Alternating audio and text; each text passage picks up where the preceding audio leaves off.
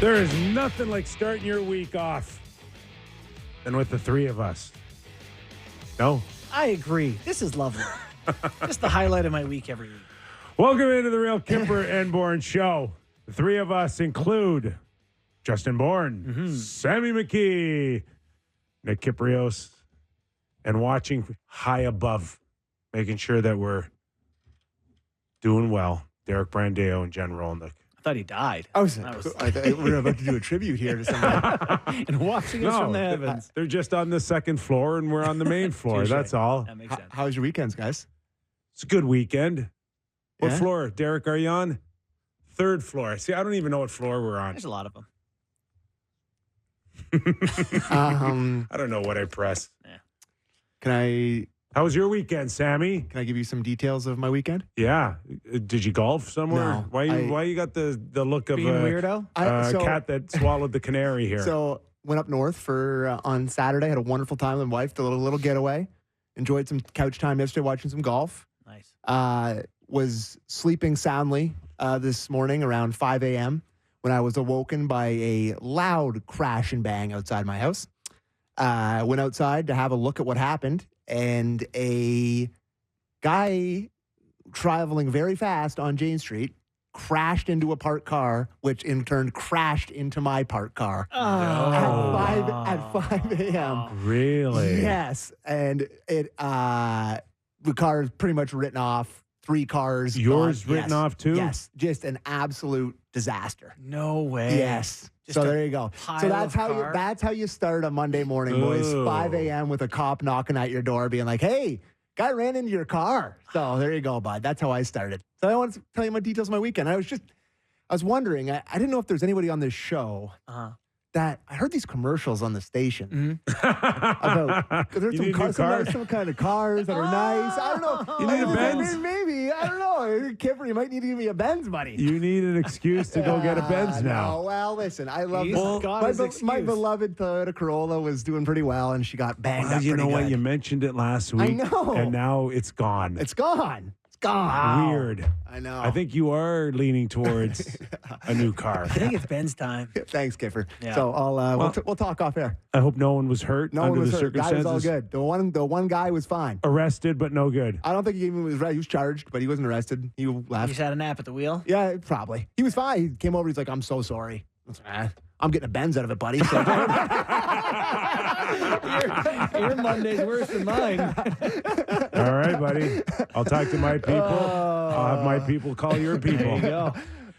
In the meantime, wherever you're watching and listening, Sportsnet 590, Sportsnet 360, Sportsnet Plus from 4 to 6. We're glad you are starting your week with the Real Kyper and Bourne show. And wherever you cannot get us live, please download us wherever you get your pods. And remember, all week long, text us 590. And if you give us a rating and review, we'd love to hear from you. In the meantime, don't look now, but your Toronto Maple Leafs are on a Jack Hughes heater. Oh, boy. Just a straight heater for the boys. I mean, what is going on here? This looks like a hockey team that, I don't know, it was Is balanced. unrecognizable. Yes. Okay. Is balanced. Yes. A hat trick from Tyler Bertuzzi, a week removed from a hat trick for McMahon. It's pretty cool to see. And suddenly you can see a world where this team is competitive with some what they could look like at their best. The ceiling is definitely higher than I thought it was at one point. Just to give you an idea of what is going on here, the balance in the lineup, the Maple Leafs are a plus 21 in goal differential, meaning goals for against goals against. And it's the highest over a 7-game span since February of 1993. Jeez. Like that's 30 years plus ago. a lot of goals. That is. And that's a lot of pucks out of your net. And that means that your guys who play a lot don't have to play as much, which helps you in a variety of ways. You can give other guys more opportunity, try different things. It's just, it's been really enjoyable to watch. Can I ask the two experts just an overarching question? What do you think the biggest difference is? What do you think? Is it the balance that you mentioned? Like, what has changed the most to make them look the way they look? I think the sense of urgency to get away from depending on four guys. That's it in a nutshell. And I don't even necessarily think that was a conscious effort so much as they had a night where Marner and Tavares were sick and Riley was out. No, conscious. No. Yes. Kip, you think that McMahon wasn't even going to play the game he scored a hat trick? I'm not talking about that. I'm talking about pulling Tavares off the top six. That I'll absolutely agree with. But that stretches out your lineup, and that pulls more people in, and no bigger guy that benefited more than Tyler Bertuzzi. Yeah. Okay? But here's a guy that is ice cold, and you just needed to fit him in somewhere where it got him re-engaged. Yeah. And that was pulling Tavares off the power play one and putting Bertuzzi in, and then there was a trickle effect around it. That's conscious. I agree with you. And yes, totally conscious that in that case. I think that them putting those guys in after the night those guys were sick and Riley did what he did and everyone played in different roles and they had success, it gave him permission to go to Tavares and say, this worked pretty good when you weren't there. Maybe we'll try it for another game. Like, it's almost like the impetus to do something you had been wanting to do. And since then they've definitely stuck with it and to great effect. It's definitely the difference is the lineup having those guys spread out. Yeah. Okay. Quick thought on Saturday night before we go to Sheldon's first overview of the game, or you want to go to Sheldon first? Because just give me your quick thoughts on Saturday night, because this was a team that is expected to challenge for a Stanley Cup. They got one of the best players in the world in Nathan McKinnon, and the Leafs went in there and got 2 points in regulation. Yeah. Yeah, they handled their business. I'll say I think they got lucky at times in that Samsonov looked very dicey to me and pucks didn't go through him that almost went through him. So they kind of got some breaks in that regard. But good push from the top guys. The power play is probably the difference maker, right? They're 10 for 21 over the 7-game streak, 47%. That's incredible. Incredible. And, I don't know. I don't think so much it's because Bertuzzi's there, but that to me is something in the playoffs we've talked about a lot. Big game, big team, get an opportunity with the power play. Can you take advantage? They haven't in previous playoff rounds. Yeah. This was a night where they took advantage. That was my exact thought, that to me, this was the most playoffs type game they've played in a long time. Yeah. Like, I don't know why. I just felt like the Stanley Cup final to me. I don't know. I was just really into it, and it felt like two really good teams going after it against each other. And the fact that the power play came through, like, there's a lot of Leaf fans out there that'll tell you, the reason the first round exit's not choking, it's not this, it's not that. It's their power play. Yeah. Their power play has gone cold at the wrong time. We've talked about this a million times. And for it to come through, especially with Bertuzzi in a big game like that, my biggest takeaway. Plus, my other biggest takeaway is, like, we were very close to John Tavares becoming Patrick Stefan. I know you see Nate going the other way. It's just like when Nathan McKinnon was coming through the neutral zone and he cut it to the outside, I actually looked away. I was like, oh no!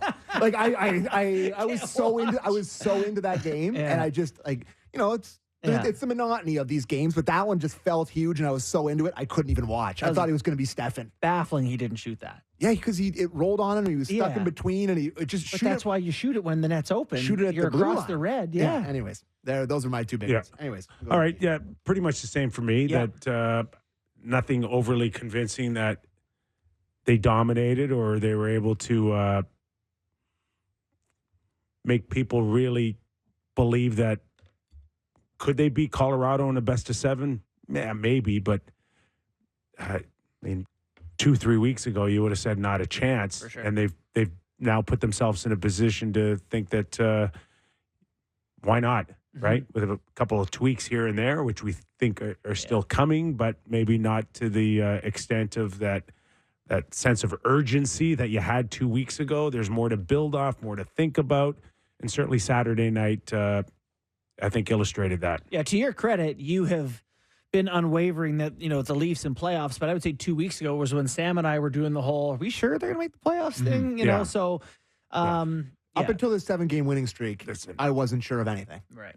And I even with Marner and Matthews by themselves, representing the A team with the B team right behind them, they would never let this team miss the playoffs. Yeah. It just felt like, okay, you know, we talked, I think, quite a bit about, aren't they better getting the Rangers in round one and playing out of the Metro? And, you know. You sure about those Rangers? I don't know anymore. Yeah, They won no, 10 in a row. Oh, we'll get into the Rangers later on in the show. Can I ask you about Colorado?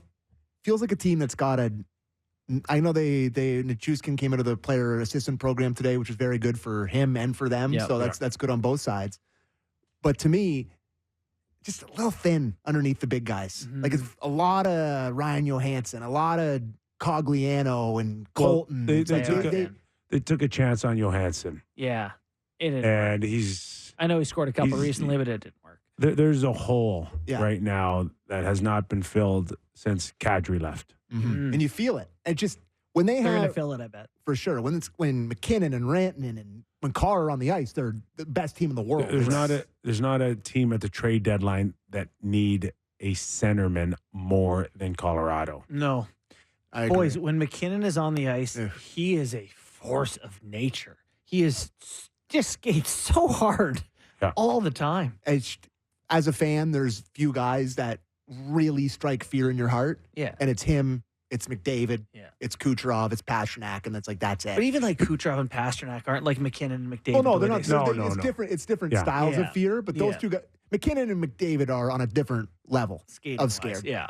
But every shift, you're like hanging on. You're hanging on that this guy's going to burn you. Yeah. Like if you were at the Iditarod and had to pick one hockey player to lead your sled dog thing, like Nathan McKinnon is getting hooked to the front of the whole sled dog. And the pass he makes on the first goal, where he does the no look through the legs on the tape, it's just, he's got every part of the game. It's there. He's the worst. We don't need to spend the whole leaf hour talking about, hey guys, you know Nathan McKinnon's really good? But no, he's awesome. All right. Let's go to Sheldon Keefe for our first Kippers Clipper of the week. And I guess just tonight, you know, it's a different type of game than the ones we've played here recently. I thought, frankly, for most of the game, I thought we were pretty overwhelmed. But I thought we didn't break, you know, and while they had a lot of those pushes, our guys were competing hard, blocking shots, boxing out, fighting through fatigue. So that gives you a chance because you don't allow them to really blow the game open, and then we just stay with it. Obviously got a great push at the end of the second period. It sets us up for the third. And then again, they tie it in the third, but we don't break. We don't panic. Just stay with it. Power play gets its opportunity and makes good. So, you know, it's a pretty good recipe to beat a really good team on the road at the end of a long trip. Interesting choice of words, overwhelmed. Yeah, it is interesting. They're fast through the neutral zone. Maybe that's what he's talking about, but Yeah, they go up 2-0 too, right? You know, early in the game, it could feel like maybe the game was getting away a little bit, but that's another example of the power play stepping in and reestablishing. Okay, we're not out of this game. Bertuzzi gets one in the first period there, and all of a sudden you're right back in it. Tyler Bertuzzi, what did they say? First Leaf to score a hat trick on his birthday in history. Yeah. We're getting really strange with these It's stats. totally one of those weird baseball stats. Why is that to me. weird? That's crazy. That's cool. Well, it's cool, but it's also like, what is it? Okay. So a man scoring a hat trick in the National Hockey League on his birthday is not worth noting? I don't It's worth know. noting, for sure. It's It's not worth noting. It's an oddity. It's a freak show Yes. moment. It's not like I don't know. this guy on his birthday. You can't contain Bertuzzi on birthdays. It doesn't Should we tell go us anything. That's back all. and check on who scored like on their wedding anniversary next. Did you guys or know? Yeah. What else can we do? Crosby was a bum Sammy? on Valentine's Day throughout his my career. Worst Couldn't produce. Valentine's Day player in history. What else can we do? Hey, St. Patty's Day is coming up, Sammy. Anybody score on St. Patty's Day? I don't know. I don't know. All I can think of was my Corolla, boys. I don't know. But that's it. Birthday or not. Sammy had the question for me before the show, and I'll steal your question Yes, here do if it. I may. Yes. How many of the Tyler Bertuzzi hat trick goals would you have finished standing where he stood? So backdoor from Marner, Yes. front of the net from Nylander, Well, jam one in off the rush. judging by the ones that Bertuzzi has missed this year, I'd say none. I did say he has shown us he can miss from good spots too. So He happy to see has, him go in. but- He gets in the right spots. Yes, and all of those, the hockey gods owed him. They owe him. Yeah, Yes, he is for sure. still owed more. But, what was interesting Saturday night is that when he wasn't scoring, and this is to your analytics world, JB, his numbers were always way better when he wasn't scoring than they were Saturday night when he scored 3. Yeah. Like 5-on-5, that Max His line got crushed, right? caved Yeah. in 5-on-5. Yeah. They did not look good 5-on-5, and they did not have any type of 5-on-5 pressure, but hey, lo and behold, he still ends up with a hat trick. Yeah. Yeah, and that's where you pay attention to process versus results and go, okay, you can't play like that against good teams and always That's come the out on top.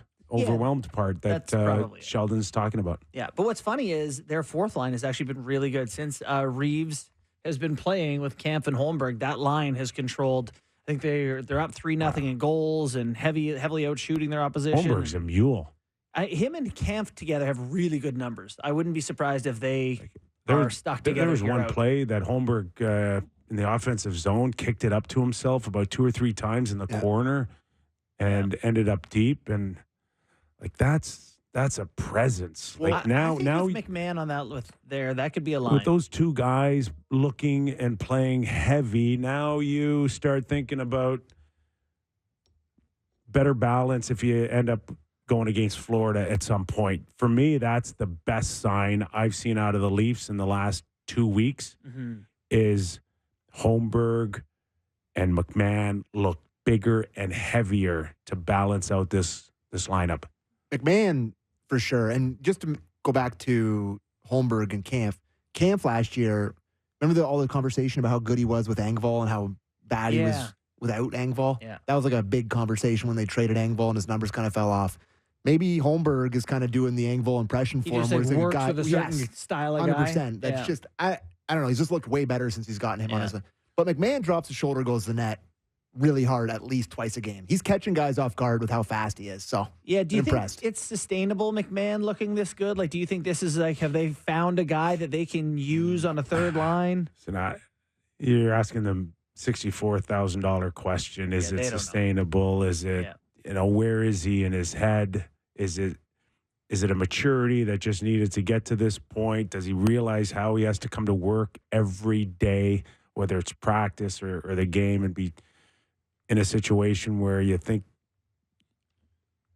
my next shift could be my last one? Sounds like he's one of those hockey, I don't want to call him weirdos, but he's green smoothies and discipline and doing the right things off the ice. McMahon, you're talking about? Yeah, like he's one of those guys that, like John Tavares, this is his thing. It takes a certain mindset to play a bottom 6 role where you sometimes got to do some dirty things and look guys in the eye, a face wash, an FU and a scrum. Can you play that role? Is someone going to call you on it? And if they call you on it, are you ready to take the next step? Or are you going to take 2 steps backwards? Like, so much out of that equation comes into play when you want to play that type of role game in, game out. This just happened with someone where he got in a little jawing match because this is not his nature. Well, that's, I remember you telling me that. It's not like a thing. He's doing a pretty good impression. He is. Well, the fact that, to me, we talk about the different kinds of toughness, that he'll go to the net front, that he'll finish his checks, as long as he's able to stand in there and, with guys. I don't need him to fight anyone, but, just be tough within the gameplay. Can I ask you guys just about the bottom 6, about how convinced you are on all these sort of guys we're talking about, the Holmbergs, the McMahons, the Reeves, if you want, the Gregors, that they can be playoff contributors? Or how many guys do you think they need? Maybe there's a better way to ask it. How many guys do you think they need for the bottom 6 heading into playoffs? Like, are they adding multiple guys to this thing, or are they going to go with these? You want to go first? Sure. I don't think they're going to add too many guys. I just, given the amount of assets they have and what they want to do, I think they're talking themselves into a McMahon and a Holmberg and those guys. I am. Well, yeah, and what are you going to go get that's better than what Bobby McMahon might do? He might shoot it in the net. You're not. Skate. Yeah, you're not, because these are your guys. You've developed them. You've put time into them.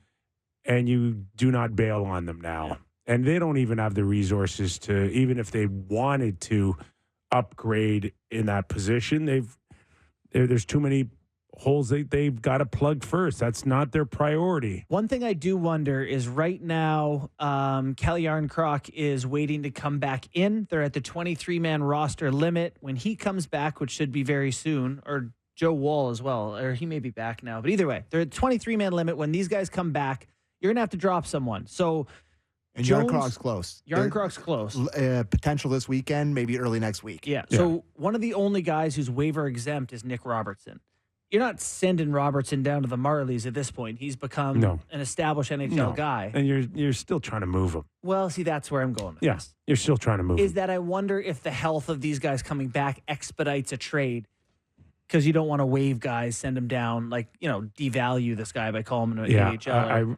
If there's a trade to be made, they're going to pull it no matter what the lineup is or who's coming back. I think it's, at this point, irrelevant.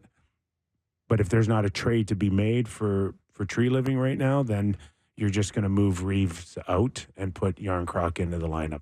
You move Reeves, would you have to waive him, though, to free up a contract? If you do, not a problem. Yeah, because no one's claiming him. And if they do, fine. Yeah, exactly. Yeah. That makes sense. Yeah. All right. Do we want to hear Keith on Bertuzzi? Yeah, we're for giving sure. some love to him. Let's go to clip 3 and hear what Sheldon had to say. I think it could only help, of course. I think we saw that, when he scored his first one in a long while before we came out on the road trip. I think that's where it sort of started, and that builds to one like this. I mean, you look at the types of goals that he scored here tonight. He's been getting those shots and those chances all season long, and the puck hasn't fallen for him. So that's why you just kind of stay with it. And obviously we've increased his opportunity to get even more of those types of looks. But, we're chilled for him. Those are the kind of goals that we've come to expect from him through his career. And that's, I think I talked about it a couple of weeks ago before it even started coming in. I believe this guy's, he's a gamer. And those pucks are going to come for him. He's going to do all that he can to come through for us. And thrilled that it happened here on his birthday. On a night when we weren't at our best, and we needed that type of an effort. Did you see birthday matters? Did you see Max Domi singing to him off the plane? I did. Oh, nice. Yeah. Happy birthday. Yeah, he sang. He did his. I will say, if you're interested in this kind of thing, I don't follow him, but if you're interested in the inside look at the Leafs locker room through Instagram, Domi's doing a lot. Yeah. He does videos from the room, and he's very active on Instagram, which I feel like is something that none of them really are. Right. So if you want a little peek inside, you can go to Domi's Instagram. Yeah. But As far as Sheldon's concerned, the only difference is, Sheldon, you got him on the number 1 power play unit now. Yeah. That's the difference maker. Yeah. That changed everything for this guy. It does. He is a power play guy. He makes $5.5 million. I told you, the year he scored 30, he led the Red Wings in power play ice time for the year. That's where he did a lot of his damage to get to 30s. So do you give him credit for finally making the move, or do you take away from how long it took for him to get there? Yes. That's the question. It's so obvious that he needed to find – Sheldon needed to do one of two things. Put him on a power play, number 1 power play earlier, or developed a second unit, which he never did. I don't blame him for not doing that. I mean, No. that's a matter of taste. But to me, the NHL, I don't want to see Matthews and Marner coming off the ice after 55 seconds. I would like 2 units, but they just don't. They don't do it. You do need. You can't have them play all 2 minutes. No, but every successful power play in the NHL has their best guys on the ice for as long as the Leafs. Yeah, that's what I mean. I personally would like 2 units, but I'm not going to blame him for doing what every other team does. Yeah. But what it has done for Bertuzzi now is alleviate the pressure to score when he's not on a power play. Yes, I agree with that. That's the mindset of that type of guy. When you're not getting any looks on a power play, you are squeezing your stick like crazy 5-on-5. That's gone now totally from his frees game. him up to just play.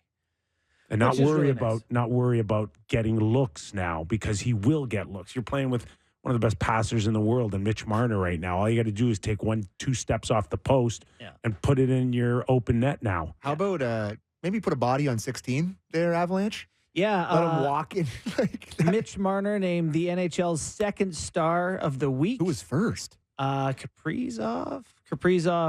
Had 6 and 6 for 12. Oh, okay. In 4 All right. games. Okay, then. I take it back. But Mitch had 1 and 9 for 10 in his 4 games. Obviously very good. So Mitch went into Saturday night, I think, with 7 consecutive multi-assist games. Mm. Yeah. Wayne Gretzky had the NHL record at 8. Mitch shoots the puck, and it gets redirected by Nyes and hits the crossbar to tie Wayne Gretzky's record. And I even thought the one he scored was tipped. What's funny is it's another multi-point game that he had, right? He just had a goal instead to ruin the streak. But yeah, pretty impressive stuff. He's an alien with the edge work. The edge work on that goal where he's going back towards the net, cuts it back around with his legs open somehow and fires it across his body. I got misshaped acetablums. That's your hip ball. I can't do that. Yeah, no, but can't do that. his edge work is just Both want to still convince me that the Leafs should trade him for Sid Crosby. I still do it.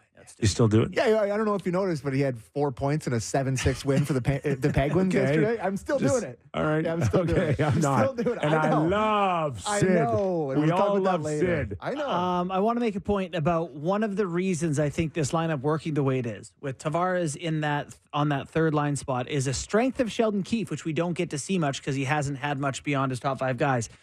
Is when he believes in someone who's kind of out of the top whatever, he works them in really well, like just gets them extra minutes. Tavares on that third line is now getting run with Matthews and Marner. He played, I think, 3 shifts with them on Saturday night. The whole spot do to him. Yeah, and we've complained about Nyes maybe not being, quite ready for first line left wing. Yeah. That's an interesting solution to say, hey, Tavares, we're going to get you up to 18 minutes by giving you some run with these guys, and they have been dominant in those minutes. They actually drew the penalty that led to the game-winning power play goal. So, did you notice on one of those shifts when Tavares got the puck in the high slot and he had Matthews and Marner both like standing there like this, and he just wing. It's like that's a guy. It's Calling my own number again. I don't get many shifts anymore. I'm a third line center, guys. Yeah. That's funny. All right. You want to touch on the second and third lines now with Sheldon? It's a good clip. So that's why I put it in there. So let's play it. All right, Derek. Clip 8.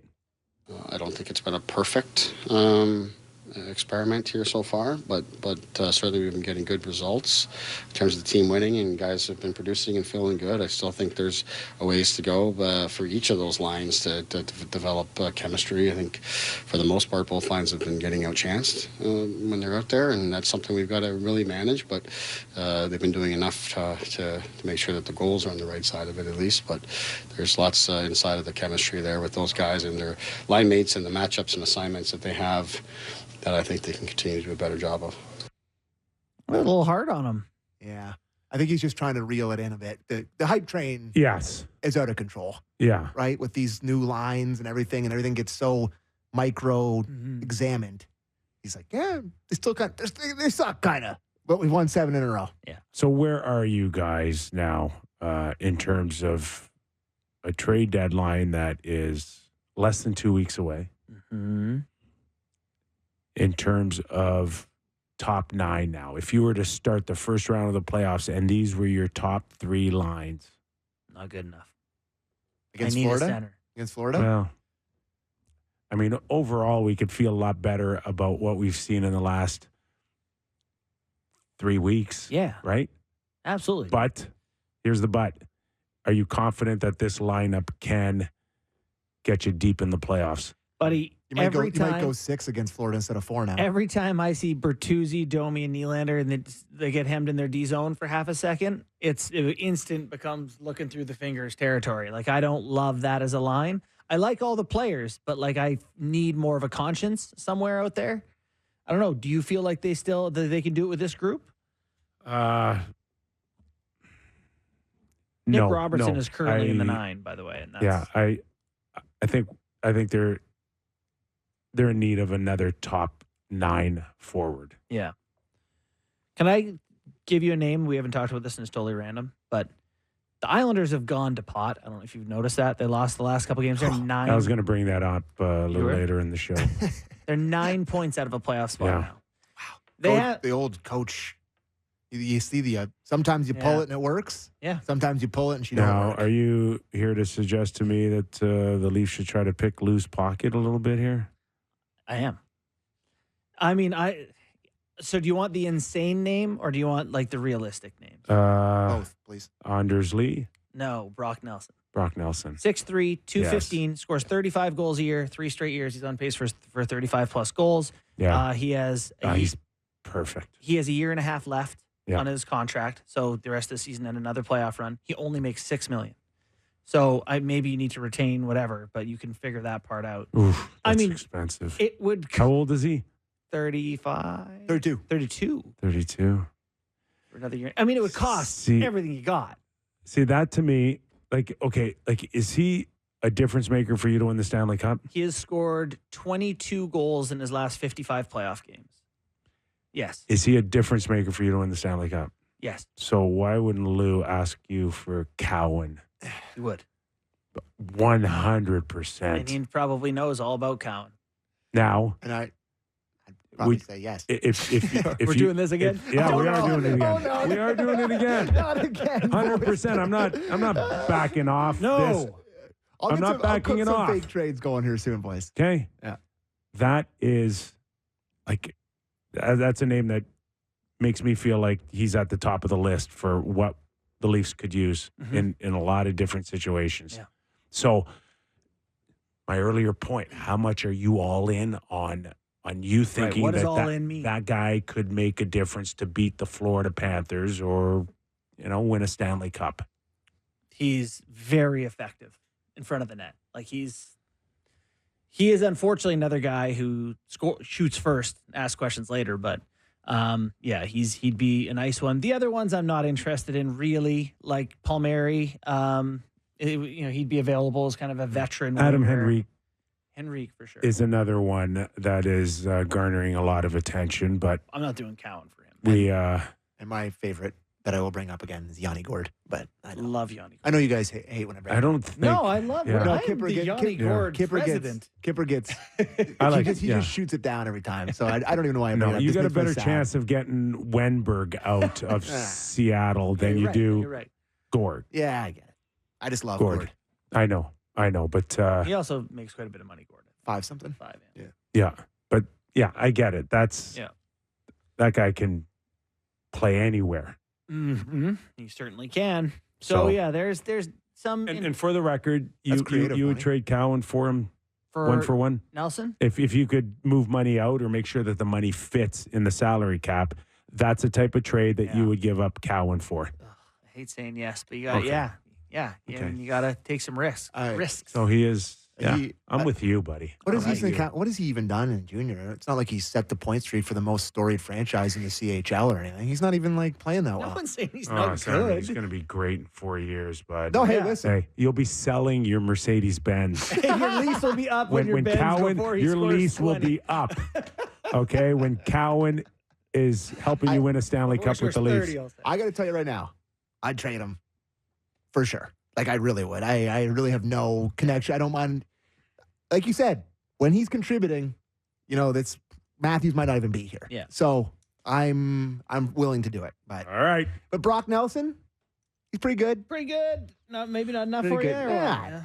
All right. We're going to maybe pull out a few more names here, including after the break. We'll talk about the goaltending situation. The Leafs are getting healthier in that department. So much more on our Leaf edition of the Real Kyper and Bourne Show. Don't go away. The Kypreos, Justin Bourne, Sammy McKee. All right, maybe. Can I flag something with you Yeah, about the trades? We were just talking about a potential Islanders trade, right? Yeah. And then, so Lou connections, like I'm sure he's not thrilled to be trading with the Leafs. Another potential seller that's got some good pieces. Now the Islanders. The Penguins with the Dubas connection. I'm not sure he's going to be helping you out. And then the Flames, like that's not allowed either. Like, You think Lou's mad at Shanny for picking Dubas over him type of thing? So now you can't trade with the Penguins, the Islanders, and the Flames? I'm kind of worried about it here. It's actually not a bad point. I don't know. Is that not a valid concern? Lou's been around so long that I cannot believe that he would. You don't think? He'll pull the trigger on anything he thinks he's getting one up on. You don't think it's an extra pick, the leaf tax? Maybe. Yeah, okay. That's something I thought about during break. If you're in, you're in. All right. If you want a guy, you want a guy. All right. All good. All right. And there are some believers, Sammy, that Cowan won't need 3 or 4 years to get to start playing with Austin. Yeah. 2 years. Yeah, maybe. I don't know. I don't know if you want to rush this kid either.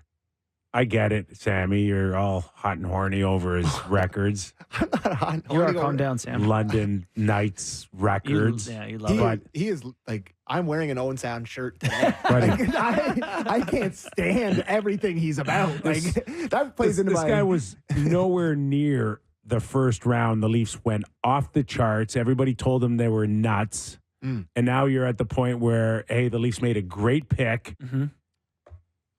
And it's because Leaf fans haven't had a prospect like this in a really long time because they haven't had first-round picks. Like you had Nyes, he was a second-round pick, but I don't think it's the same as for a college guy as it is for an OHL guy.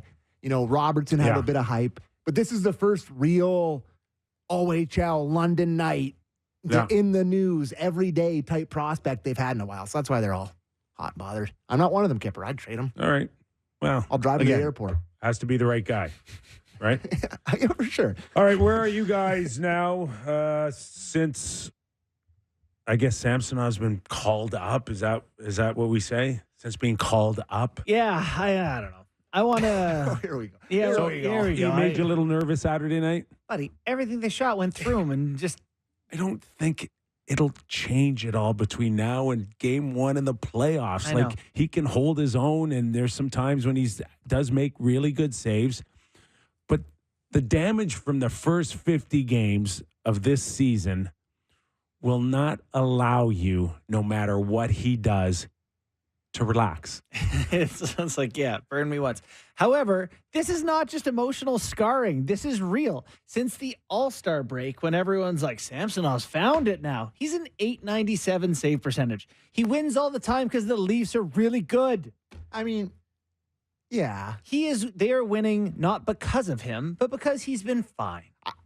He's been fine. I can't, I mean, listen to me. I'm praising London Knights and praising goalies, but I think he deserves a little more credit than that. I do. Okay. I think he's had some pretty good games since he's come back. There's been moments. Give you pretty good. There's been moments where he's, Sammy, don't tell me that unless you're telling me that I'll be fine with him being our number 1 starter in the playoffs. Well, then you got something. I think you want to give him credit for just doing enough, or it's like that means nothing to us. He was the worst qualified goaltender in the NHL. We all said that he was now never he going to play looks another game. Somewhat like an NHLer. Yes. And no, I think he's an NHLer It's good again. for today, but do you trust him to to be your goalie, Sammy, for your Toronto Maple Leafs when puck drops in game 1? No. we Thank you. But he was Thank you for at least being honest. He was really good in the first round. He was the main reason they won game 6 against Tampa in Tampa. He stood on his head. He was good. Going into just this show, Sam and I are sitting there chatting, and I said about the Oilers, about how they're kind of struggling. I was like, that 16-game winning streak of theirs was unbelievable, and they're obviously an excellent team. But you look at the teams they beat. I think they beat 3 playoff teams and 13 non-playoff teams. That's the Leafs right now. They've won 7 in a row, but they beat up on the Blues, the Flyers, the Ducks, the Blues, the Coyotes. Samsonov's been an .897 against non-playoff teams. I'm sorry for not being all the way back on Samsonov. Did they catch Vegas at a bad time? Yes. Vegas just lost in a shootout to the Sens. Well, the Sens are the hottest team every year in February, so... right. They're the best February team once the season's over. They're the 85 Oilers of February. Yeah. All right, let's pick up Sheldon on Samsonov's effort Saturday night. Obviously, Sammy in net battled real hard tonight and kept it out. Gave the guys hope. It's again end of a long trip. We're where a lot of things have been going our way.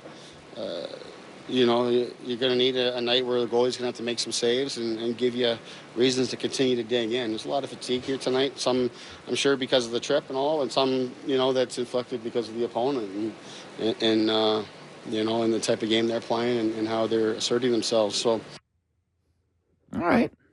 So not huge praise, but battled. Yeah. You gave him Sammy praise. Yeah, battled. Right. Just enough to, if he's listening, he's exactly not feeling bad. He wasn't mean. No. Yeah. No. But I would call the praise tepid. Okay. Lukewarm. Yeah. I get what you're saying, Sammy. Yes. So- Listen, big fork in the road, All-Star break for him. Yeah. No, I mean, his For his whole career career. looked like it was, in jeopardy at one point. They Now- patched it together with the goalies, boy. Like This they got season. that week of Martin Jones, which you look back on. And he you're was like, unbelievable. how did that happen? I don't know.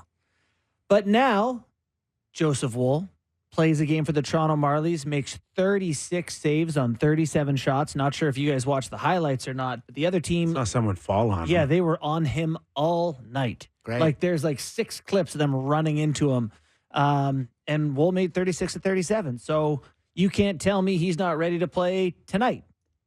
Okay, There's let's go no game to on There's no game. They don't play this. let's go to Sheldon on an update on Joe Woll. Well, today was an important day just to get him back with the NHL guys and see where he's at after last week. And he looks good.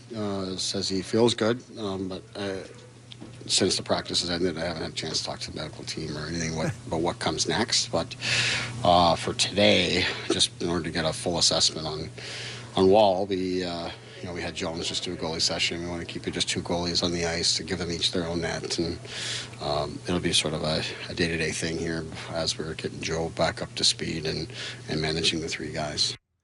So we've got tomorrow night Vegas, Thursday night Arizona, a game that we're scheduled to work. We are. Oh, nice one, boys. Yeah. I would expect to see Joseph Woll on the bench tomorrow night and a possibility to start Thursday. That'd be good. I like storylines when we're working.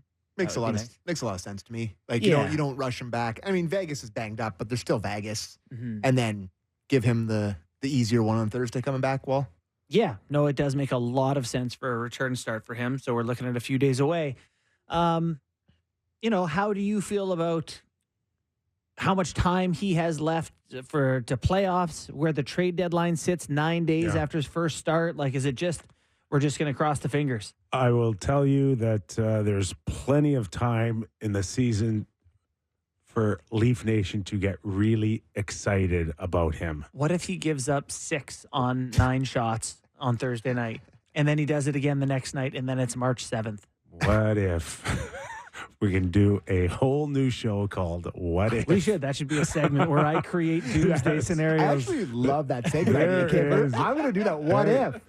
The what ifs. What if my aunt? I actually heard a Don Cherry quote from back in the day. Yes, I believe that's it. But again, it's shaping up that this is what we have and this is what we're going with. And let's roll the dice. This reminds me of your parents being like, "That's what's for dinner, and you're gonna eat it." You And you're gonna and you're gonna like and it. you're gonna like it. Yes. Yeah, I didn't I'm not mention making that. you something else. Spaghetti This- again. Yes. This is what you're eating, kids. Now, how quickly can Joseph Woll kind of find a little bit of magic here like he did? You want him to find it yet? Listen, you'll take anything at any time Some magic. because it has on occasion disappeared on a few of us over our careers. So you I never found it, pal. You want Joseph to come back and feel as good as well as he can, and then you hope that he can hit that level that we saw a week before he got hurt, which was off the charts. Yeah. Goaltending. I think he's really good. I do and, too. and I think if I had one worry, it's not performance, it's injury. for sure. I if you put him in the net there and he stays healthy, they are a much Well, better Super team. confident guy. I mean, you look at him in playoffs last year. He just looks like You also protect yourself against that as best you can between Sheldon, Brad Treliving, and Brendan. Like and carrying and three? Carrying three, yes. And more importantly, that you map out, what do they have, 26 games to 25. go? 25 games to go. Wow. Okay. You have a scenario right now where he ain't playing 3 and 4, and you're not overtaxing him no matter how good he looks. Straight tandem here. You are building towards game 1. So there's no time to try to get him to go on a heater like the rest of the team. You have to include Samsonov here. And lo and behold, I told you guys months ago, and you laughed at me. Laughed. We laughed. Laughed at me when I told you Matt Murray is not out of the picture here. Let's listen to Sheldon Keefe, clip 6 with a Matt Murray update.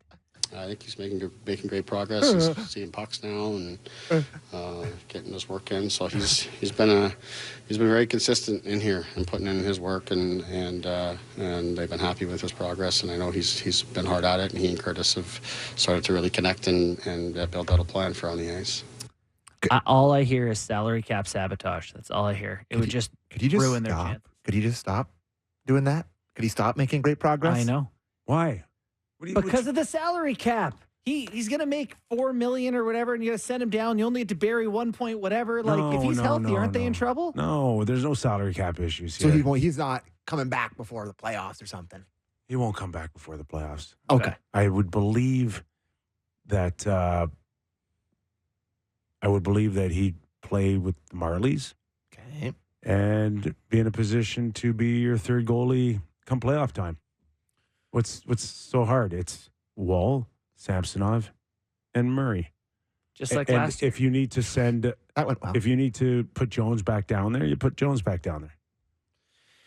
Okay. Yeah, I guess as long as it's not at risk of sabotaging their cap plans this regular they're season. too smart for that. Yeah. It's a non-issue here.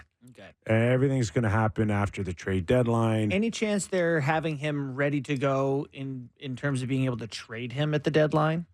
I don't know. Yeah. What, Matt Murray? Yeah. I would believe that no one would probably Right. take a chance on him. Yeah.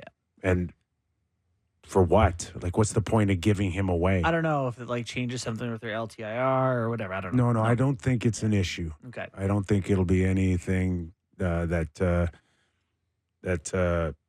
sets the salary cap further back than it already is. You put my heart at ease with that because I'm seeing him. I'm like, oh, that would be a fly in the ointment. Listen, I got to remind people, this guy's not 34, 35. He's a young guy still. He's got brand new hips. And hey, if we've learned anything about new hips, Patrick Kane, he's looking like a hockey player again. It's possible these days with the surgeries to come back and be decent. Well, there you go. Yarncroc, what are they saying about Yarncroc? Close. Gonna be on the ice with the morning skate tomorrow with the guys, aiming for this weekend or early next week, apparently, which creates a roster. Yeah, they got to do something. Quick question before we end our Leafs hour. The Toronto Maple Leafs they have a game in hand on Boston or on Florida and 2 on Boston. Let's say they were to win it. If they were to win that game, they would be 4 points behind Florida with 25 games to go and 5 behind Boston with a game in hand. Yeah. Any thoughts on the Atlantic Division being Still open? Yeah. Yes. Yeah, why not? Yeah. I mean, Game in hands help. Yeah. They're not. Is Florida going to hit a bit of a rut here? Boston has. They play Edmonton has. The Leafs played Florida, I want to say 3 times still. At least twice. Yeah, twice. So in Boston, again, is really kind of starting to stumble. They're 3-3-4 in their last 10 games. I'm just saying Still a lot. Still a lot on the table. Yep. Just throwing it out there. Back in the top 10 in the league. Look out. All right. We're going to take a quick break. We're going to welcome back Eric Francis, senior columnist with Sportsnet. And he's going to tell us how close Tanev is to being a Toronto Maple Leaf. Oh, that's nice. More when we return on the Real Kyper and Bourne Show. All right, here we go. The national edition of the Real Kyper and Bourne Show. Nick Kypreos, Justin Bourne, Sammy McKee. tons to get into Oh, yeah. around the league. Newsy weekend. Oh, it's been awesome. Awesome. We are live on Sportsnet, of course, Sportsnet 650 in Vancouver and Sportsnet 960 in Calgary. This hour of Real Kyper and Bourne brought to you by Bet365. Also highlighted this weekend, the Battle of Alberta. Ooh. And I got to tell you guys, I mean, it was fun. It was fun. It had that edge. Can I have a complaint? Flames, man. Go ahead. Just to complain of the jerseys. Those outdoor, they're way too busy. You have two of the most beautiful. I like the Calgary one. Oh, you're crazy. And I like the Calgary. I don't like the gold on the Oilers. I don't know. The only person I'm aware of who likes the Oilers setup like that. Looks good. But I wouldn't want it the like all the pants time. look not. Doesn't one work. of these things doesn't belong. I agree that it definitely stands out. The Flames whites are some of the nicest jerseys in the league. No and argument. And the Oilers blue, it's like that. The aesthetics are gorgeous. So just wear your normal jersey. So, anyways, go ahead with your actual hockey point. Can't believe we started this. I know, show sorry. on Yeah, jerseys. The hour's off to a bad It drives start. you crazy. Can No, tell go ahead. him. It's my fault. Can It's my tell fault. young Sammy is I compared to know. me. I know. All right, Leafs. Leafs. We just did that hour. Flames just beat the Jets, Oilers, and Bruins in succession as a team that are tanking, selling. What are they not tanking? Well, there's I don't know. Does Lindholm automatic the trade for Vancouver Lindholm automatically make you think that they're tanking? Is that? Well, Markstrom's in the news and Tanev's in the Yeah, news I and know. Hannafin's in the news. I know.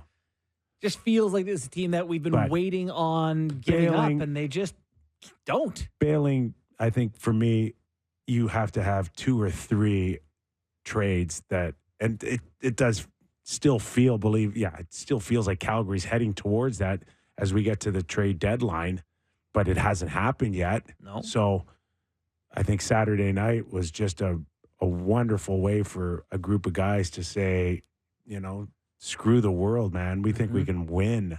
They are 5 points out of a playoff spot with a game in hand on Nashville. They've got Minnesota and St. Louis a point up on both or on them. So, they're hanging around. They're not in. They're probably not going to be in. But boy, very impressive that this team has come together. And the Kadri's been great, by the way. Every time I turn on the game, it looks really nice. It was so good Yeah. Saturday night. How did it make you feel about the other team on the ice? It made me feel confused. Yeah. I'm very confused about the Oilers in general. They kind of can go either way. What a league right now. Seriously. Yeah. Edmonton can go and have that horrific start. Then they can go on this heater for 17 games. 16. 16, looking for 17, didn't get it. And then they can look like Saturday night. I don't know. They're a 618 win percentage team, and it felt like they have been both the best and worst team at some point this year. Okay, let's welcome in Eric Francis, senior columnist, analyst with Sportsnet, and fresh off vacation that we couldn't even find Zoom to get him on our show a week ago. I think it was longer than a week. 2 weeks ago? I don't know. How are you, Eric? If you're referring to my trip to Edmonton on the weekend, we got a problem. Well, was the sun out? You got a terrific tan for those of you watching on our shows.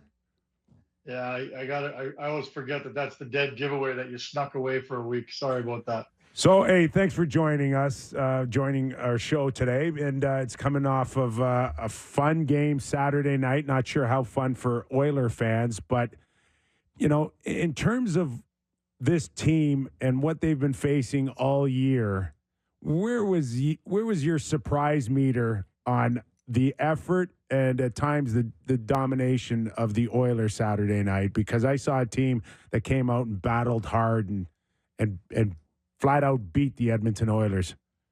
Yeah, it's, going into that game, the Oilers had won 8 of 9 against the Flames and 4 in a row and were dominating. And basically ever since that debacle in the playoffs where they won 4 straight and, kind of humiliated the Flames in the playoffs, it's been a one-way street in the Battle of Alberta. But the other side of the coin is where I wasn't totally shocked. I mean, it's always surprising to go in that building and win convincingly, but the other thing is the Flames had just come off of really impressive wins over Boston and over Winnipeg, like two other, I would say, juggernauts in the National Hockey League.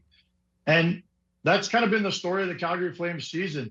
They've beaten pretty much all the best teams in the National Hockey League and beaten a lot of them soundly. It's the consistency that's the problem with the Calgary Flames, and you just never know which team is going to show up. Now they've won 3 in a row against really good teams, and I think everyone in Calgary is just waiting for them to lose 3 in a row now against lesser teams. LA is the next up, and they're not exactly a lesser team, but the point is this team's lost a lot of games this year to the San Jose's, the Chicagos, the teams that you have to beat to make the playoffs. Eric, is it a foregone conclusion that they're going to sell? Oh, yeah. Oh, absolutely. Doesn't matter if they just keep winning? Yeah. And I think it helps a little bit explain why they haven't made the move yet. I think they are going to wait till the very last minute to maximize return, to get a bidding war going. I mean, they're controlling the trade market, let's be honest. Mm-hmm. And I think, they've got 4 more games between now and the trade deadline. That means Noah Hannafin and Chris Tanev, one of the best shutdown pairings the NHL, can play 4 more games theoretically for the Flames. It's going to be gutting in that dressing room when those 2 guys are gone. It's going to be a big, big loss. But, this organization knows it needs to do it. And I don't even think the fan base debates. Like, they're excited about those guys getting traded, even though they're beloved players in this market. It's those 2 are gone for sure. I'm not convinced Markstrom's going to get traded by the trade deadline. I think he's a summertime deal when you can have a whole lot of other bidders and teams with more cap space and teams that realize that they lost in the playoffs because they didn't have a goalie. So those 2 guys are gone for sure. I'm not sure if the extent will go much further than that, but you can bet on the defenseman leaving for sure. Should they play? Should they play these 4 games? Isn't that a bit of a risk given the way a guy like Tanev plays? Yeah, Tanev's the concern. I mean, Hannafin's not as much of a concern, but yeah, Tanev, I think he's second in the league in blocks and definitely first in the league in blocks with his face and his teeth. So, yeah, it's a concern every time he goes out there, and it's a concern every time he goes down the tunnel with a bit of a bump or bruise. And every time he comes back, you just kind of exhale if you're a Flames fan. But, this is a league, and I'm proud that this is a league that doesn't tolerate load management, this garbage that the NBA has, where their stars sit out just because they want to rest. And I understand the rationale in the NBA, but I'm glad the NFL or the NHL frowns on it. And I'm glad that it's not a common practice in the NHL. So, no, I'm not in support of sitting these guys unless you've got a deal that really does look like it's coming down within the next 24 hours. Then I'm okay with it. But otherwise, I'm not all for it. We're talking to Eric Francis, senior columnist, analyst with Sportsnet.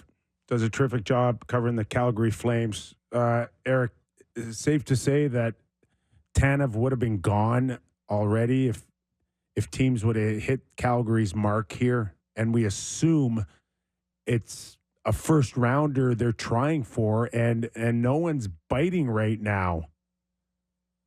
Yeah, you nailed it. I mean, I do think he probably would have been gone by now because I think there are a handful of teams that are happy to cough up a second rounder and another. I think it's a 2-part deal to get Tanev. I mean, he's in that much in demand. I think there are a lot of teams willing to pay the second rounder, but not the first rounder. And I think the Calgary Flames are just happy to wait around, waiting for someone to sweeten the pot to that first rounder or a second rounder and a prospect and maybe a little bit more. There's a bidding war going on for Chris Tanev right now. There's no question about it. And with that in mind, it's smart for the Calgary Flames to just sit and wait for guys to stumble all over themselves and eventually cough up something even more. Is that the main reason why the Leafs can't get in on Tanev? Is they have no second rounder, or maybe still a little bitter feelings between the Flames and Brad Treliving? If you're the Calgary Flames ownership group and you have a chance to trade this guy to anybody in the league, and your general manager comes and says, yeah, that guy who walked out the door last year and kind of left us high and dry to a degree, maybe we don't deal with him. Listen, I think that might be a small part of it. I think Conroy's scared to deal with the guy who kind of mentored him to a degree. Scared's not the word, but I think there's a real fear, guys. You guys know, if you make a trade with the Toronto Maple Leafs and you end up losing that trade, and or if the Leafs go on to win the Stanley Cup, that trade is remembered forever and ever and ever, and you're forever tied to that misstep. So I think that there's a little bit of a hesitance to deal with the Leafs. But the big reason, guys, is because the Leafs don't have the assets, or they're not willing to part with the assets that the Calgary Flames are looking for. Is there anyone else? Well, teams are looking at the Flames and trying to go, ooh, who would we like? Who could we get our hands on from that roster that maybe people don't see coming? With Rasmus Anderson probably be impossible to pull off the roster. Any other names that you could see being up for grabs? You know, this is the part of the program I hate. Like, if I throw out names, then it starts rumors that I guys know. are out of town. You know what? I don't really see an obvious one. Yeah. The only guy that I could see in there, because he's only got 1 year left in his deal, is Andrew Mangiapane. But I'm not sure what the market is for Andrew Mangiapane. But there are a lot of teams that would like his feistiness and the fact that, sorry, my puppy just scared me. You know, Andrew Mangiapane is the only guy I could kind of maybe see in there. But again, I don't want to start rumors and suggest, but when you look at Cap Friendly and you see a guy who's got 1 year left, and you know, okay, well, this is a rebuilding club, and maybe he does or doesn't fit into their plans. If a team is looking for more players and make this a bigger deal, maybe he's the kind of guy you can include in it. I'm not sure. And I think they've also looked at very hard at trying to get, trade Dan Vladar to make room for Dustin Wolf. But that's been proven to be a tough contract to move because he's making $2.2 million. He's a backup, and he's played quite well this year, but his numbers don't reflect that. I don't think Noah Hannafin's 2 goals and an assist hurt his chances of being traded here, but are you one of those that think it added to the pot here? And where do you think he ultimately ends up? Is it a trade and sign? Is it a rental here? Are teams undecided here still on Hanifin? I can't imagine teams are undecided on him. I mean, no, Calgary Flames are willing. Just in terms of what they're going to give. Like there's a different price for a rental than there is if you're going to sign him. You know what's really interesting about that question, Kyper, is that when they traded Lindholm, I was very surprised to hear from Craig Conroy that only one team asked to speak to Lindholm's representative to talk about the possibility of an extension. Everybody else who was bidding for Lindholm, and there were more than a handful of teams, they were all completely happy with him just being a pure rental. I can't imagine that's the case with Hanifin. And I think that's maybe part of why this is going to take right to the deadline, in my opinion, is because a lot of teams do want to talk to Hanifin and see if he sees it as a fit in the market that they're in for a long-term sign and trade for 8 years or whatever the case may be. I would be very, very surprised if it wasn't a sign and trade for the full 8 years. And he goes to a city that he really wants to go to. And if I had to guess one place that I thought Noah Hanifin would end up, I'd put my money on the Tampa Bay Lightning. I mean, they lost Sergachev, and he's kind of a really good replacement for a guy like Sergachev. They were looking for defensemen before Sergachev was injured. So I think Hanifin's also a guy who's probably had a lot of conversations with Matthew Tkachuk about how good it is to play hockey in the state of Florida. So I think all these things combined, that's I think the front runner is. The question is, do they have the assets, or are they willing to find the assets to come up with a deal for a guy like Hanifin? So when you have a team that is expected to sell, and, I think they have been for some time, but they just keep winning, who are the bright spots there right now? I look through that roster and I see guys like Uyghur and Sharon Govich and even Ryan Huska, kind of taking over from Sutter. Where do you place the credit for, I guess, what you would call marginal success in the face of expectations? The guy who's got to be right near the top of the list is Nazem Kadri. I mean, he's playing at a point a game ever since, I think, game 8. He's really taken over this. A lot of people wondered, what is this team going to do now that it doesn't have a number one center after they traded Lindholm? And ever since then, he's even stepped up his game even more. And he's done it all season long. All season long, he has centered a line with rookies on either side of him. That's quite a feather in your cap. And I think it's it's a statement from Nazem Kadri that, around the league, people have always seen me as a really good number 2. I helped Colorado win a Stanley Cup as a really good number 2. I think he sees himself as a number 1 center in the league, and he's proving it right now in Calgary. Blake Coleman has also been incredible this year. Jacob Markstrom is the reason they're still in the race. There are a lot of guys that have stood up. There's an obscure stat. The Flames have 9 players with 30 or more points this year. Only one team has more. I think it's Dallas. And again, we can read into that whatever we want, but it points to the depth and the fact that they've done it as a team. So those guys are spearheading this charge, but there are a lot of unsung heroes. Connor Zary and Martin Pospisil, two raw rookies that most people around the league never heard of. They're playing a major role in this too. Really so fun to watch. Yeah. Zari's fun to watch. And the energy, that's energy, right? Yeah. Youth and energy. In terms of Markstrom now, we still see, I know how you feel about the summer, but I just want to revisit it for a second because he is in the height of his career right now. He's not 30, 31. He's an older guy. LA, and I don't know how you feel about New Jersey. New Jersey's how many points back? I don't know. It might be even too late. A full 7 points back out of a wild card spot. But I for the life of me, I don't understand why there isn't a bidding war between these two clubs to get a goalie. You nailed it. 7 points out. I just wrote a column on this on sportsnet.ca about, is it too late for Jersey to go out and get that goalie? I have no doubt that if they don't get Markstrom, by the trade deadline, I have no doubt that they'll be the front runners to resume talks in the summer to get Markstrom because he's got two more years left on his contract. And that's clearly the ingredient that the New Jersey Devils are missing. So I think the part of the problem is I don't really think that you have a bidding war going on right now. Yeah, there are a handful of contenders around the league that would probably love to upgrade their goaltender to a guy like Markstrom, but is it their number one priority or do they have the assets to do it? No. So in the absence of a bidding war, I don't think you're going to get anything done because why would the Flames trade him for anything less than the massive asking price they're looking for? There's no rush on this one. And that's the way I've seen Markstrom all along. Would he help everybody? Sure. Is he the hottest hand in the league right now? He's one of the top 3 or 4 goalies in the league right now. I really believe that, the way he's played this year. But it doesn't seem like many people are stepping up to try and land him.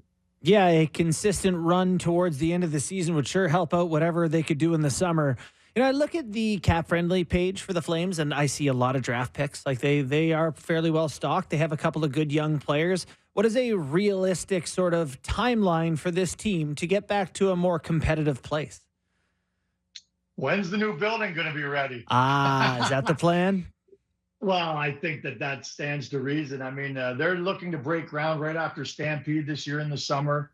You tell me how long it takes to build anything these days. It's always probably a year more than you think it's going to be.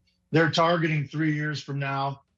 I think that's a bit of a pipe dream, but generally in and around 2 or 3 years from now, they're hoping this team is really starting to grow with a bunch of these youngsters that you're talking about. They've already got a pretty good base of youngsters. Conroy's done a phenomenal job accruing more draft picks. They're going to continue to do that over the next couple of weeks. So I don't think it's unreasonable to think that by the time this new building opens, this will be a team on a serious upswing, no problem. Are faces like Kadri and Jonathan Huberdeau, do you see those faces in a new building? I see Kadri, I see Huberdeau. Yeah, I do. But to that point, what I'll say is, Huberdeau's contract is pretty untradeable. I think that stands to reason. He's a point-a-game guy since Christmas this year. He's really turned it around. Like he deserves a lot of. He's a point-a-game guy again since Christmas. But that at that price tag, $10.5 million, that's a pretty untradeable contract at this point in time, and probably for the next 3 or 4 years. I think he'll be around, and I think he actually is quite an important part of their leadership group. He is a big presence in that room, and he's a really classy guy and in the face of this franchise. But Kadri, the narrative early in this season was that that's an untradeable contract too. And I beg to differ. I bet you there are a ton of teams right now that would absolutely kill to have him back there as a number 2 guy, including Colorado. So I don't think he's untradeable. I think he could be tradable. But they also may see him as the guy who wants to spearhead this rebuild because so far he's been phenomenal with the kids. So you had a chance to watch the world's most unpredictable team, the Edmonton Oilers, on Saturday night. What were your impressions of what's going on there? Well, the knock on them of late since they wrapped up that 16-game winning streak was that they don't put together more than 40 minutes on any given night. On Saturday, I'm not sure they put in more than 10 minutes. So it's a situation where unpredictability is kind of scary for them. It's the inconsistency that every team goes through to some degree. But they're now experiencing it, of late. I'm not really worried about the Oilers.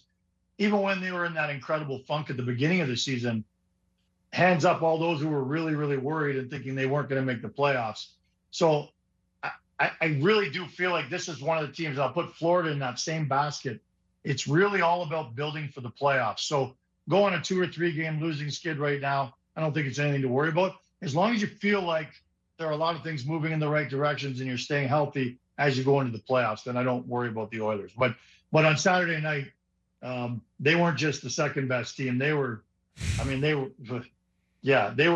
completely undressed by the Calgary Flames. Yeah. Eric, we just spoke moments ago about a Calgary-Toronto possible trade, and if that's realistic. How about a Calgary-Edmonton trade for Tanev? There's a lot of talk that maybe they'd like to move Cody Ceci back and throw Tanev up there with Darnell Nurse to give them a different look. How realistic is that? I don't think it's very realistic. I really don't. I mean, like I said, there's bidding wars going on for Chris Tanev right now. And Edmonton would be in it. They'd be crazy not to be in it. Oh, I think Edmonton's interested. There's no question about it. He's exactly what they need. But I would say Tanev's exactly what about 10 teams that are heading into the playoffs need. So, again, all things being equal or close to being equal, you look as a management group at one another and say, are we really going to go help the Oilers and maybe give them someone who we may not play them in the playoffs this year because we don't make the playoffs, but what if he re-signs in Edmonton? I don't know. It would be pretty shocking. There haven't been a lot of trades over the years between the Flames and the Oilers for good reason.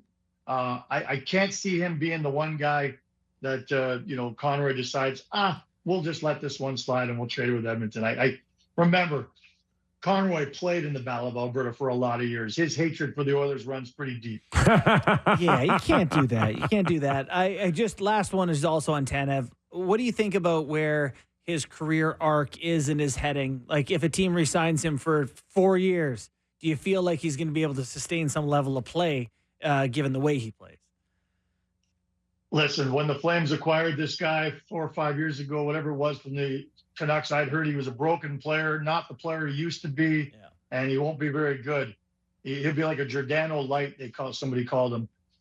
This guy's been unbelievable. I mean, Rasmus Anderson said he should be the only untradeable guy on our team. He's not important to our team. I think the Flames would have signed him already if he would have agreed to a 2-year extension. I think everybody's happy with that. He's 34 right now. But I think that he's looking, and I don't blame him, he's got the cachet right now to sign a 4-year deal. So how does that look in years 3 and 4? I think, I think there's concern or reason to be concerned given the way he plays. But I also think that if that's the price you have to pay to get a warrior like that and help you for a run now and or help you down the road to mentor young players, then I think a lot of teams would be willing to pay it. People will pay it. He will sign a 4-year deal this summer, and I don't think they were going to regret it much at all. And it's going to put a lot more bank in his pocket, I can tell you that. He's not one of those guys that, you think you're going to steal at $2.5 or $3 million at the end of his career. This guy's going to command a pretty big buck this summer. I can't speak highly enough about this guy on and off the ice. Players absolutely love him. And again, I think there could have been a very good argument to keep him in Calgary if he would have stayed for 2 years. Mm-hmm. Because even if you're completely rebuilding and you're not going near the playoffs anytime soon, there's no better guy in that room to teach youngsters in terms of what it takes to win in the National Hockey League and what it takes to be a professional. So somebody's going to land a guy who's going to make a major impact in their room right away and for many years. Eric, great stuff, man. Really appreciate your time. And we're going to be leaning right back on you as we head towards the trade deadline, especially with the Calgary Flames playing front and center in the next 10 days or so. Thanks for doing this, pal. You guys touch base anytime. And just a heads up, we're in Florida during the trade deadline. And that's not a holiday. It doesn't count as a holiday. Nice. Okay. It's a work trip. Got it. Yeah. And just if it makes you feel better, I got a small puppy up here named Sammy who scares me as well. Well, he's not small. He's like, there he is. Oh, look at the little burner. Oh, what a beaut. Turner the burner. Yeah, love it. All right, pal. Thanks for doing this. Eric, what's your dog's name? Anytime. Turner? Turner the burner. Oh, I love it. Okay. I didn't catch that. Turner the burner. Cheers, boys. Thanks, Eric. Just to touch on Tanev, like the one thing that teams want as much as anything on the ice is his presence in the dressing room. Mm-hmm. That is at a absolute premium, and you're paying for it. So how's no one paid a first for this? Am I out of my mind? I'm listening to this going, no one wants to give him a first. The Leafs first is like 25th or something. That's what they're waiting for. Well, in a bad draft. They're waiting. They're waiting. I think if Brad Treliving throws him a first, how you really feel. They get him. They get him. What's that? If Brad Treliving throws him a first right now, I think he gets him. Because you don't risk losing a first. The reputation on Treliving coming to Toronto, and you asked a lot of people in Calgary, was that in on everything, but never really happened. Like a lot of you hear, because he talks to everyone. He's a well-liked guy in a lot of conversations, didn't pull the trigger a ton. If you find out as a Leaf fan that Tanev goes to pick your team, it's going to be a competitor for a pick that's around in the 20s, and your team didn't do it because you were waiting for what? To talk him into a second you don't have? What could they, you know what I mean? Like, I think it would be a frustrating moment for them and something they wouldn't forget quickly. I think the age. Well, that's a different thing. If they don't think that he's going to be a good player for the next few years, that's fine. I can live with that assessment, but not we didn't want to spend a late first. I'm with you. I don't think there's a team out there that need him more than the Toronto Maple Leafs. Yeah, like I did the Leafs playoff lineup in an article last week, and I just put him in there to see the difference of what it does to everyone's spot, like where it puts guys, and it just slots the minute left. They don't have a guy that you want to get over the boards to throw his face in front of a puck. It was TJ Brody. Give me Tanev every time. No true shutdown guy. No true shutdown. McCabe's come on a little bit, but Tanev would change it, but he'd change it for 10 other teams. That's the amount. Why there's supply, demand. There's no supply. There's some demand. There's few times at the trade deadline when there's a guy out there that is just like legitimately perfect for your squad. Can I say a scary thing about that? Yes. Nick Foligno was that. He was a perfect fit for what they did. Leadership, grindy, could finish. You play that out 10 times. It plays better the There's other no night. way it goes worse than it did. Yeah, and I know I mentioned this briefly too, but there's also the component that he's going to command probably around $5 million a year on a maybe. You getting a cut? This number keeps going up. No, it's always at 5. 5? Yeah. Oh, 5. 5's too. I know. Now, there's some teams that would not like that. So now giving up, I guess whether it's the Leafs or anyone else, you're going to give up a first round pick for a mid-30-year-old defenseman. All with you're wear and saying tear. is that I prefer to have Chris Tanev than TJ Brody. That's the statement you're making, which Brad Treliving has made before. So yeah, very possible. Game time? Game time. Game time. All right. It's game time, presented by Bet365. Visit the app for the latest odds and find out why it's never ordinary at Bet365. Must be 18 plus. Ontario only. Please play responsibly. So 4 on the ice tonight, as I'm pulling them up here, but a particularly good one. LA and Edmonton tonight. Edmonton's been, a little inconsistent here of late. Mm-hmm. Kings have been coming on. This is always a good game when these two teams play. Plus 130 for the LA Kings if you think they got a shot heading into Edmonton. Edmonton's probably pretty hungry after getting embarrassed by the Flames on their home ice. You could sell me on both sides of this, but I think I would like the Oilers at minus 155 in this matchup. You like the Oilers? I do. I like the Kings. Did you see the McDavid clip about the goals thing? Yeah.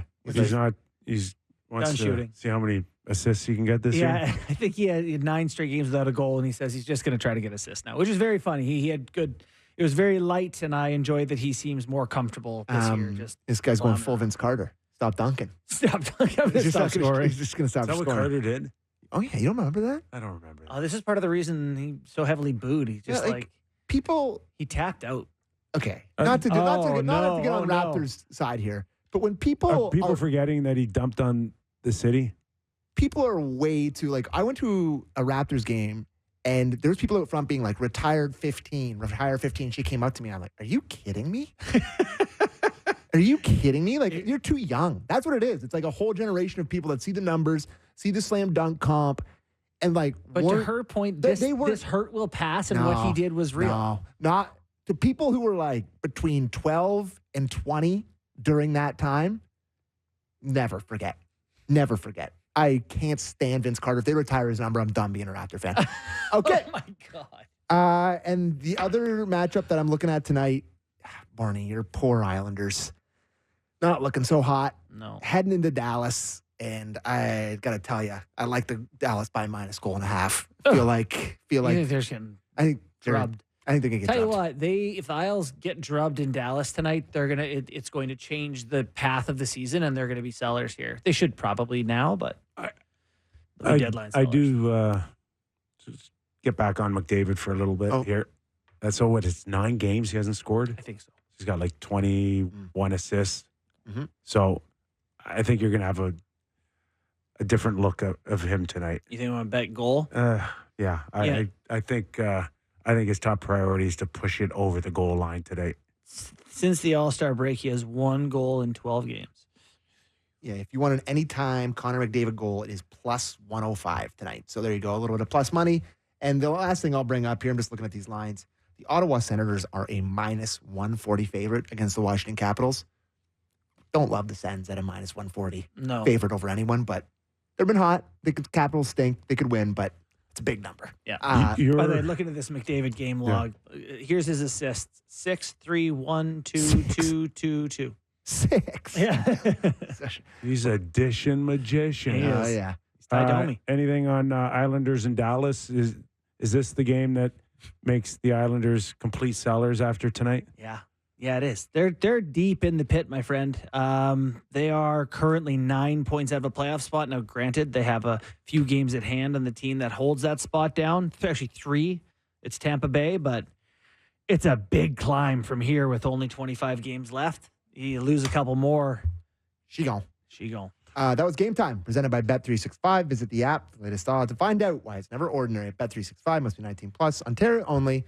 Please play responsibly. Okay, we're going to take a quick break because when we come back, we got so much in the news and notes around the NHL. Rempe, Matthew Rempe is taking the league by storm. Could you say Could you say he's on a Rem page? With his hands. We got Sid Crosby getting emotional. We got Chelly's retirement with Cindy Crawford nailing a 100-foot shot. Did you see that? I love this. Kane doesn't get a mention, but Cindy Crawford did. That's a promo right there. The Canucks taking calls on Pettersson. Oh, good Lord. What'd you say? Is that? I don't know. That's Elliot. Didn't Elliot mention something Saturday night? We need more time. Wow, have we got a ton to still get into. Don't go away. Nick Kypreos, Justin Bourne, Sammy McKee. All right, we were mentioning before the break. Not since Hamilton have we seen a Broadway hit like Matt Rempe. That's really good, Kip. Yeah. You practice that one in the mirror? That's a really good line. I like that. Don't try this at home. I'm a professional. Wow. But hey, straight up, this guy has people's attention. I mean, we played his clip, Matt Martin giving him the fight night 1. Night 2 of his career, he goes out and destroys. Yeah.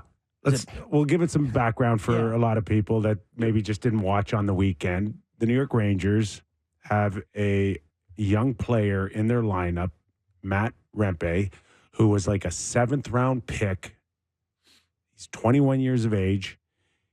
Basically just got called up. He's played 4 career games. He is 6'8", 240. He's 6'8", 240, and throws with both hands and feet. And nunchucks. He's 32 PIMs in 5 games. Game 2, he destroys Bastion, tries to fight Siegenthaler after fighting Martin. Game 3, he fights Nick Delorier. Game 4, he fights Olivier. The heaviest of heavies in the NHL. And the big attention was the fight with Nick Delorier Saturday afternoon, which ran viral beyond belief. This was something that you could Google over the course of the history of fights in the NHL, and it could easily match with a lot of them. Ooh, buddy. And we're talking haymakers beyond Slugfest. belief. Slugfest. You know, there were, and we'll get into this, but like he wears a few and Delorier wears a few, Yeah. and neither of them are phased by the punches they are receiving. Well, and they just kept And trying. part of that viral was people saying, could this be the best fight like in a decade? Yeah. Right? Definitely a contender. Yet he comes off Saturday against the Flyers, faces Columbus In a back-to-back. in a back-to-back. 24 hours later, he takes on another tough guy in Matthew Olivier from Columbus. And this one, he probably didn't fare as well. No. Took a few more, which have a lot of people also saying, okay, someone's got to pull the reins in on this kid. Yeah, you can't just go fight 82 times here, which seems to be the plan. You know, I mean, too quick. Go ahead. Olivier filled him in. Yeah, he got a bad grab on Olivier. No, it was and just, it did not he was inside. go well. Two thoughts on this. One is that we used to say with like hockey fighting and all the dangers, you know, players didn't know what they were getting into, right? And like concussions were a thing, and it was a big worry at the time. Whatever. People know now. This is a grown 21-year-old guy. He's making a choice. This is what he wants to do. So I'm done with that conversation because we know now that you can't claim you're unaware of the risks you've accepted. He chooses to do this. The next thing is that it is really, really bad for you to get hit in the head this often. And the Rangers want this guy in the lineup. They can't let him do this, Kip. I totally agree with you just in terms of too much too soon, and let's not get this kid hurt, and let's not have a scenario where you didn't have a chance to kind of bring this guy along. You just threw him to the wolves as a and you don't want him getting hurt. I can't believe for 1 second that he wasn't feeling any effects from his Saturday fight to go do it again Sunday. Yeah. So I'm not sure where the Rangers were in on that conversation of there's another tough guy over there, Olivier. We don't need you go to do fight it. him. Yeah. Don't go fight him. Where were the veterans around him to say, hey, listen, you know, again, in my era, if I ever felt like I needed to fight and I wasn't feeling great from another fight 24 hours later, there'd be 3 or 4 of my teammates to go, okay, you're not you tonight. Yeah. I've got this one. You don't have to feel like you need to do this, and we've got your back. That's not the case, as we know, for most lineups now. Yeah. That there is only one guy on each team. If, in fact, you do have one named Ryan Reeves or Rempe now. Well, the problem is it does feel a little bit of the sideshow to it where, like, you know, he has burst onto the scene. And if you're Olivier, both him and Delorier talked to him in warmups. There's videos of both of them stretching beside the red line saying, hey. And so it's almost like this kid's running the gauntlet. Like everyone, there's a new kid on the scene that he wants to check all these guys off. Yeah, I fought him, and him. And they all want to say, hey, you know. This is the way these tough guys did come in, though, right? They came in like that. Like that. Yeah. And they had their checklist, and they knew it, and they would talk to guys. Craig Berube, I came up with him in Hershey together, and I would watch him size up their tough guy, or you know, made it crystal clear: don't F around tonight, or I'm all over you. Mm-hmm. So this guy is as old school as I've ever seen to come in and want to make a presence like this. I don't think we've seen in 20 years a guy have a presence, a physical presence like this. And he scored. He had one go in off his toe cap or knee or whatever. But the Rangers and some of his teammates have to also kind of pull the reins in a little bit and say, we don't want you to get hurt, and we don't want you to suffer concussions. And, you know, for me, he did so much Saturday night to get people's attention, to on the scene. Form a reputation already. Yep. You don't need that second fight against Columbus. Yeah. You didn't need it. But it may be the guy, that he wants wanted to it. do this. He wanted it. Yeah. And they play Columbus again Wednesday. Which, how much don't wanna pressure see now him will fight he that kid feel again. to go with a revenge fight. And then leaves Saturday, Reeves. And Now then he the comes Panthers. in And then what? And then the Panthers. Saturday night. Canadian kid comes in on hockey night in Canada. You're telling me now He's Canadian? He's I from think he's Alberta. from Calgary. Yeah. He's from Alberta. So now he's hockey night in Canada. Listen, Reeves He's fighting. Bring him in. better get ready. No Reeves, kidding. Reeves hasn't fought in a while. I mean, and this kid is. Make no mistake, he's hit everyone he Yeah, fought. oh, yeah. Olivier was bleeding at the end of the Yeah. fight he lost. Same and with Delorier Delorier. was his forehead was. Let heavily me tell you dented. something. This is a 21-year-old He's going gonna against get strong. 27 and 33. He's fighting Delorier, who's been around for 12 years, and he's fought more 33. than anyone in the NHL over the last 5 years. Delorier. This Rempe's like Clifford the Big Red Dog. Okay, Let him. he's just a big puppy. It reminds me of Chara because Chara when he came in for the Islanders was just like he was Gumby, If and this then guy- eventually he figured himself out and started fighting. If this guy just can not get himself hurt between now and maybe a year and a half, 2 years, he's going to get free reign anywhere he goes on the ice. Yeah. Yeah, and he can play a bit too. He scored at He a couple of levels. So Can skate, like work on getting a puck out off the wall, getting it in deep, getting a good forecheck going. You start developing that with the fact that you love doing this. I can't believe for 1 second someone would have 3 fights in 4 games and not absolutely love it. I guess That's the challenge. Kip. I don't even know what the concept of loving. Oh, Fighting no. There's means. some What is guys that just live for it. And the Ty other- Domi lived for confrontation.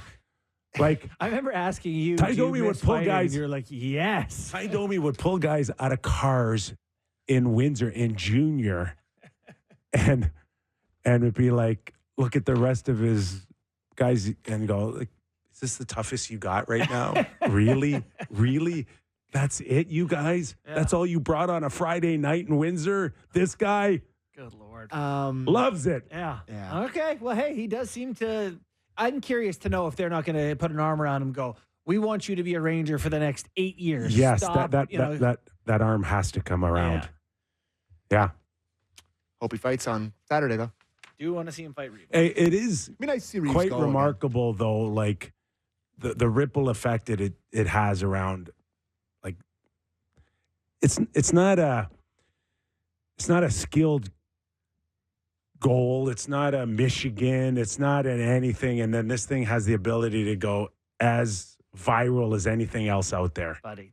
So the people- NHL there's does still not a- want to lose this. There's still a demand for Of this. course. And the one game he didn't fight, he left the guy sitting on the ground like an extra in a war movie. Oh, yeah. He was just Bastions. like, yeah, where am I? Yeah, and he's grabbing Seagan's yeah, collar. I know. It's like, He's a what a first impression. lots of human. Where do you want to go? Sid Crosby, he's doing everything he can. I cannot Is that as believe. big as Chelios and Kane? No. I'm Okay, worried let's go about time. Chelios. I'm worried about time. All right. Chelios. Okay, Chelios retired last night. It was star-studded, having his jersey retired in Chicago. He probably never thought that would happen since he left and joined forces with the Detroit Red Wings. Kind of ironic that it's up against Patrick Kane. Coming back.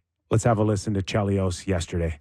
While we're on the subject of great ones from that era, I got to include him. This guy will go down as the greatest American-born player. Kaner, Patrick Kane, unbelievable. And don't worry, it'll work out in the end. You'll be standing here same as me. But just be careful, don't go stealing my Thunder Day, okay? I got money on the board to shut you down. He lost that money. First of all, I love that he said he has money on the board. That's all because I bet he did. Yes. He also said in another quote that getting traded to Chicago was the best day of his life. That, he showed out the Habs, but said it was the best day of his life getting traded to Chicago and all that stuff. But, I mean, Kane. OT winner back in Chicago. He broke Mrazek on that breakaway. And it was a Broke him. long breakaway. Let the anticipation Everyone got to build. see it was Kane. Like everyone Yeah. was involved in that. Shoots it under the bar and screams "Showtime" at the crowd. Oh, That's as yeah, good that's as it good. gets. That's It as was good really as it good. gets. I mean, Yeah. that's out of a movie. Yeah, it really is. I will say, though, that Connor Bedard probably should have got off the ice when he broke his stick. Yeah. Well, hey, also, I will say, Kane's decision. Only you. Minute and a half, he's out there. Kid, get off the ice, kid. Get Entwistle out there in a 3-on-3. The play Kane makes to go on the breakaway is a terrible play. A terrible play. Chicago's on a 3-on-2. Yes. And he's like, I'm not going to get there. And he turns back. And he was going to leave his team to play 3-on-2 on the off chance they got it next, and they got it next.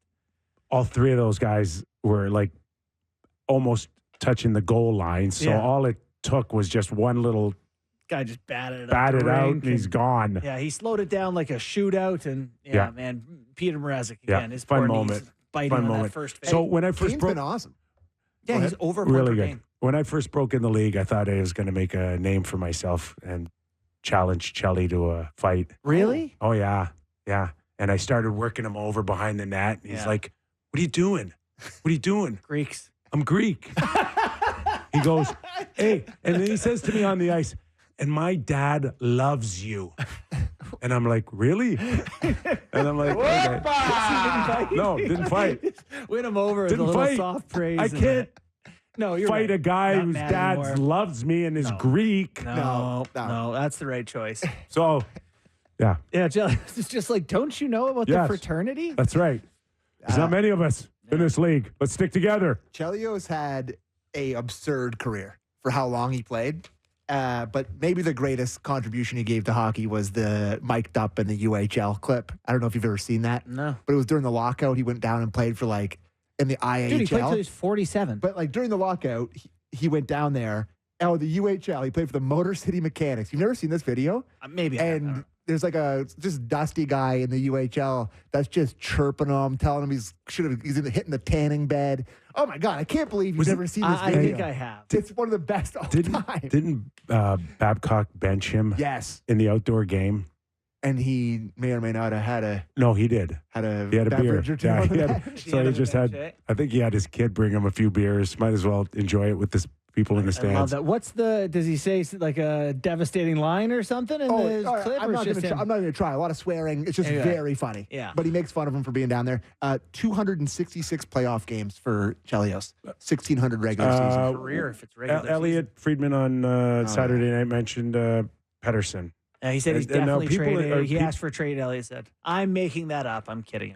Are people panicking? People are panicking because he yeah. said they're listening to calls, but they have an RFA who hasn't signed. So, of course, people are calling and they're listening to those calls. Okay, not much there. I have a. What? Don't tell our Vancouver. The fact that we saved this to No, 5:53. Our Vancouver listeners are panicking about this, bud. And not trading him. until They're he not signed, trading him. get used to it. Because All right. Leaf fans went through it with Willie Nylander. And But that report never came out about Willie Nylander, that they were taking calls on him during the regular season when they were playing well. It's a I don't different. know. No, it listen, did. what's your interpretation of taking calls and not hanging up? Yeah, that they're listening, kid. He's the best We have a player on a proposal good for your team. Of course player. you're going to listen. You I'll can't tell tell him. me that the Leafs didn't take any calls on Willie Of Nylander course either. they They did, took but the calls. reports were not. I'm just saying, my Vancouver brethren, who I love so much, I know how you're panicking. I I feel you. appreciate your passion. I think there's nothing to be worried about right now. I do. Well, listen, the good news, it's only Monday, and we've got the rest of the week to revisit all of this, including Sid Crosby, who continues to carry an organization on his back. Shout out Sid. Much love. What a career. The Man. goal and 3 assists. What are the you, other night. retiring him already? Wow, he seems to be retiring himself. He had tears the other night. He was talking to Tony Granato. Showed a good side of him, touching side. Let's save it. Let's play it tomorrow. Okay, enjoy your games tonight. We're back tomorrow. Real Kyper and Bourne.